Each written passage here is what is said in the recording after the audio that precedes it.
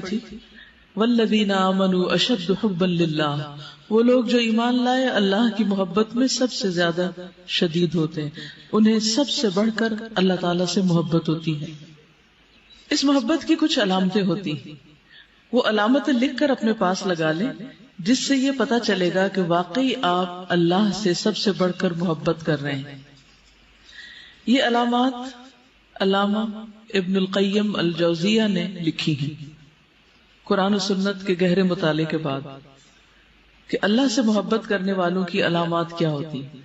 Number 1، قرآن کی تلاوت تدبر کے ساتھ کرتا ہے۔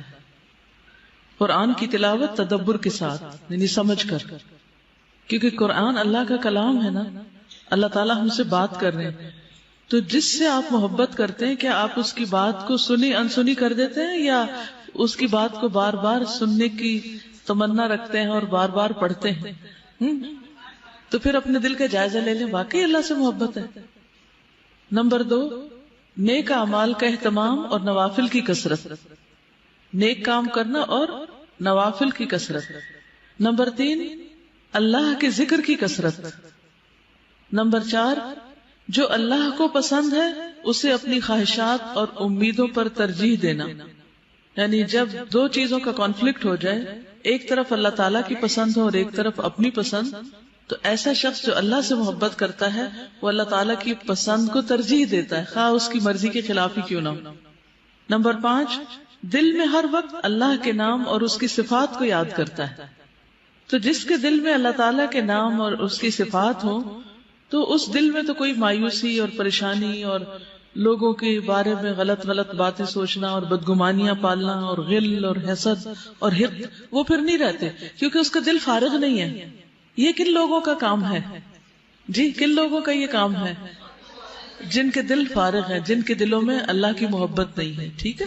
جس دل میں اللہ کی یاد، اللہ کے نام اور اللہ تعالیٰ کی صفات اور اللہ تعالیٰ کی عظمت کا خیال بار بار آتا ہے تو وہ شخص اللہ سے بڑھ کر محبت کرتا ہے۔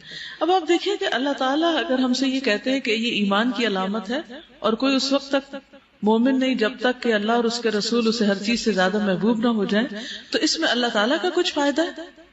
کس کا فائدہ ہے؟ ہمارا فائدہ ہے، ٹھیک ہے؟ نمبر 6، اللہ کی کائنات پر غور و فکر کر کے ایمان بڑھاتا ہے۔ کائنات میں غور و فکر، ایک ایک چیز کو دیکھ کے حیران ہوتا ہے، یہ میرے رب نے تخلیق کی۔ ایک پتا ہو، پھول ہو، پتھر ہو، کوئی ٹہنی ہو سوکھی، ستارہ ہو، چاند ہو، سورج ہو، ہر چیز اس کو حیران کرتی رہتی۔ اٹس امیزنگ امیزنگ، سبحان اللہ سبحان اللہ۔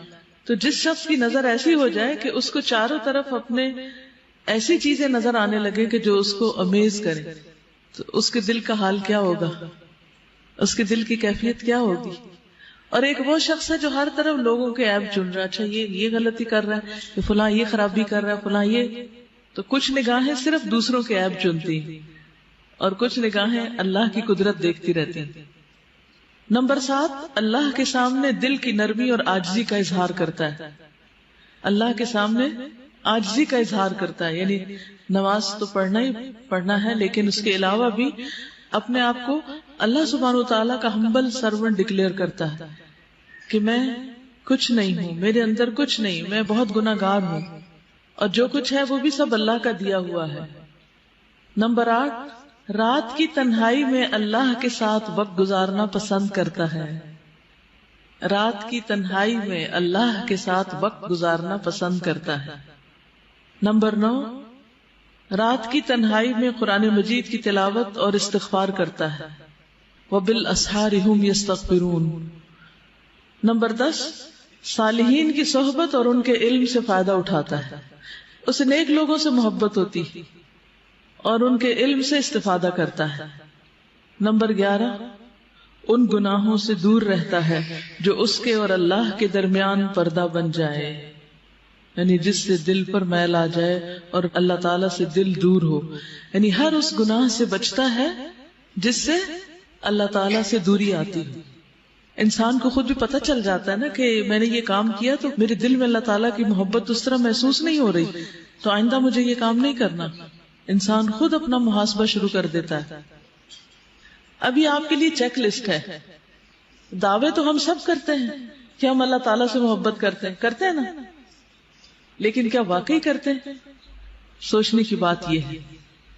تو یہ آپ کے پاس ایک کرائیٹیریا ہے جس پر آپ اپنے آپ کو پرکھ سکتے ہیں.